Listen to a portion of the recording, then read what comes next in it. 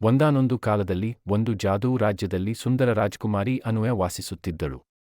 ಅವಳು ಸಾಮಾನ್ಯ ರಾಜ್ಕುಮಾರಿ ಅಲ್ಲ, ಅವಳಲ್ಲಿ ಅದೆಷ್ಟೋ ಅದ್ಭುತ ಜಾದೂ ಶಕ್ತಿಯಿತ್ತು. ಅವಳು ಕೈಯಲ್ಲಿ ಜಾದೂ ದಂಡ ಹಿಡಿದರೆ ಹೂವುಗಳು ಅರಳುತ್ತಿದ್ದವು, ಗಾಳಿಯಲ್ಲಿ ಮಧುರ ಸಂಗೀತ ಹರಿಯುತ್ತಿದ್ದಿತು. ಆದರೆ ಅವಳಿಗೆ ಹತ್ತಿರದ ಸ್ನೇಹಿತ ಯಾರು ಗೊತ್ತೇ? ಮಿತ್ತು ಎಂಬ ಮಾತಾಡುವ ತೋಟೆ. ಪ್ರತಿ ಬೆಳಗ್ಗೆ ರಾಜ್ಕುಮಾರಿ ತೋಟಕ್ಕೆ ಹೋಗುತ್ತಿದ್ದಳು.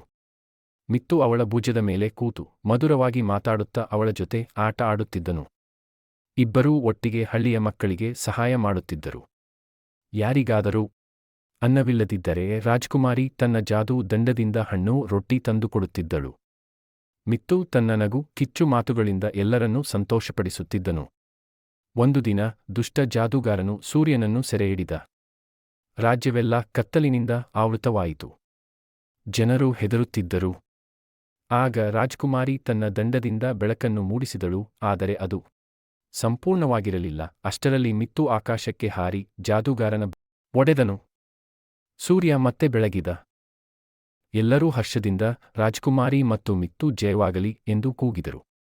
ರಾಜ್ಕುಮಾರಿ ನಗುತ್ತಾ ಹೇಳಿದಳು, ಜಾದೂ ಅಂದ್ರೆ ಕೇವಲ ಶಕ್ತಿಯಲ್ಲ, ಸ್ನೇಹ ಮತ್ತು ಧೈರ್ಯವೂ ಬೇಕು. ಮಿತ್ತು ಹಾರಾಡುತ್ತಾ ಉತ್ತರಿಸಿದ, ಅದು ನಿಜ ನನ್ನ ರಾಜ್ಕುಮಾರಿಯೇ,